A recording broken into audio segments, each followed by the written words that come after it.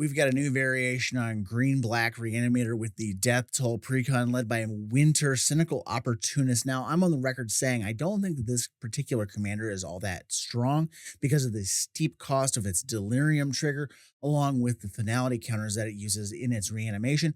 But I want to see if I can make this deck a little more thematic using him at the front face, as well as make it just a little bit stronger. So let's get into it right now. So if you missed the reveal from the front face commanders a few weeks back, this is Winter Cynical Opportunist for 2, a black and a green. It's a human warlock, 2/5 with Death Touch.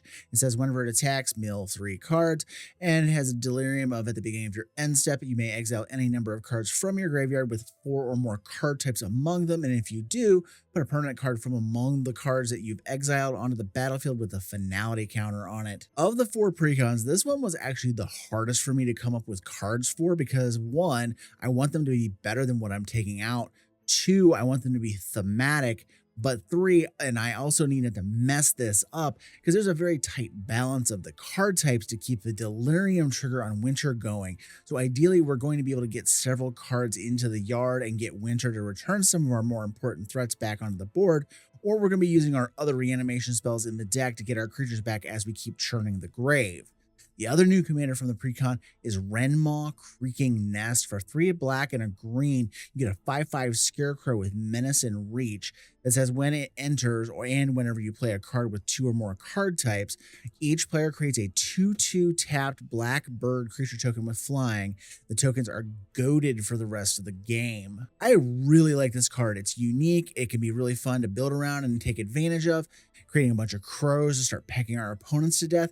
However, in this precon, it's actually not that good, and that comes down to how the precon was designed. It only has about 11 or 12 cards in it with dual typing to even trigger it, and on top of that, you're going to lose several of them to milling or just having to play them to keep your game plan in gear.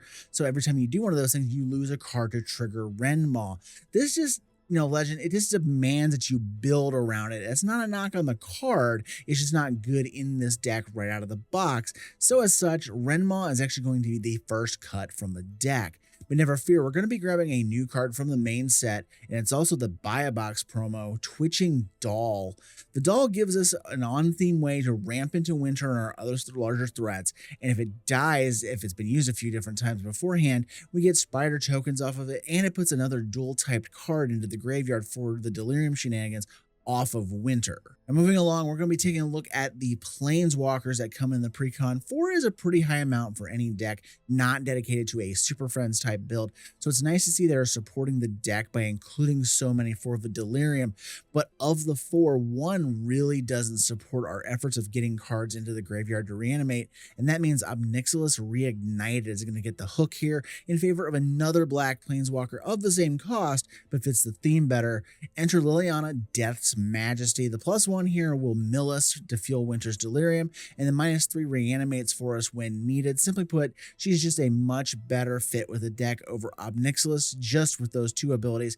And if for some reason you get to the -7 and you need to, it can be a board wipe as long as no one in your playgroup is running a zombie deck. Next up, I'm going to be eyeing a sorcery that just kind of needs to go here, and that's Culling Ritual. On paper, this card looks really good, but in practice, I have never been happy with this card. It usually just ends up being stranded in my hand because it either hits nothing of my opponents or it punishes me more than it would them. But hey, we do have a card that can take its place from the Bane set for Duskmourn with Meat Hook Massacre 2. The sequel sucks compared to the original, but it's still pretty good here. We want reanimation spells, and even if we drop this for the 4 black mana and do nothing else but run creatures into combat or use removal spells, you have plenty of opportunities to reanimate not only your own creatures, but some of your opponents if they can't afford to pay the 3 life for each one that got destroyed. Either way, you're going to get something to help you win the game. Now, since we have plenty of ways to mill ourselves without forcing Winter into combat, I'm not a huge fan of Suspicious Bookcase, even though it does get a pretty nice remake of the art to match the feel of Duskmourn. With the bookcase sliding off to the side here, though, that gives us room for Grist Voracious Larva, which fits very nicely in the deck because it pairs up with the original Grist that comes with the Precon, but it also is very easy to let die in combat or get milled into the grave to be simply brought back in its planeswalker form as we reanimate other things. And the flip side is great here, giving us a way to mill, do some removal, or even copy some of the things that we haven't exiled with Winter's ability as we churn things along. Next up, we're going to be cutting a mediocre card for some of the new hotness coming in from the main set. Skolla Grove Dancer, I'm sad to say, is that mediocre card. It just doesn't do enough to want to keep it around, and paying 3 mana to mill 1 card is awful. So instead, I'm going to run the new Overlord of the Hauntwoods, which acts as a ramp when it enters, regardless of how you cast it, and still allows us to keep an enchantment creature in the deck lineup. It really shouldn't be hard to curve either this into the game for its impending cost and then straight into Winter, or vice versa, play Winter and then cast this for its full cost the next turn as a creature. What feels like a bit of a recurring theme here, we're back to cutting mediocrity for better cards. Moldgraph Millipede lands in this category, but not because it's bad per se. It's the issue I have with it in this deck is we are either going to be reanimating creatures out of the graveyard or exiling to feed into Winter's reanimation ability off of its Delirium trigger. So the creature count in the graveyard is going to be wildly variable at times. Sometimes this might come down as a huge 7/7/8/8 for 5 mana, and sometimes it's just going to be like a 2/2 or a 3/3 for 5 mana, which is terrible. So rather than try and balance around that issue, I want to use a new room card that fits the theme and plays nicely with the game plan, and that's Defiled Crypt / Cadaver Lab. It's a nice option for the deck, acting as a Raise Dead on one side and a variation on Insidious Roots on the other side, which incidentally would fit nicely in this deck, but I didn't do so here because I was going for more themes with this set.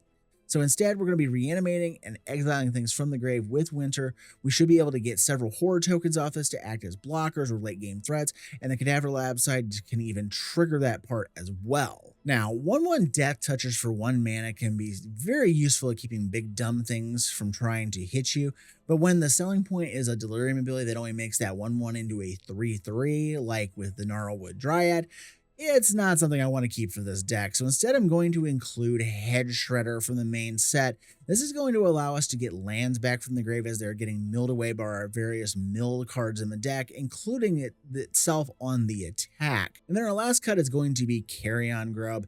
If this deck employed more creatures with large sizes, this might have been left alone in the deck.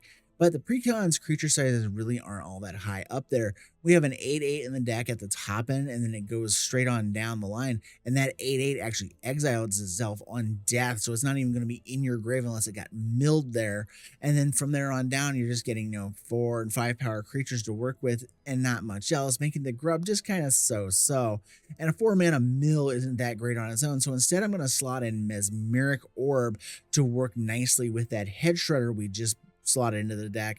It gives us a nice consistent mill to fuel the grave, and it makes it so every land that gets kicked off with the Head Shredder out there is going to offset one of the biggest issues you have when using the Mesmeric Orb, which is the bursts of mill, messing with your mana and giving you mana screw situations. But when you pair it with the Shredder, every milled land comes right into play for us. And those are the changes I would make to the Death Toll Precon. Give us some nice thematic upgrades that work nicely in the deck. What do you guys think? Let me know down in the comments below. And as always, thank you for watching. Have a great day, and I will see you in the next video.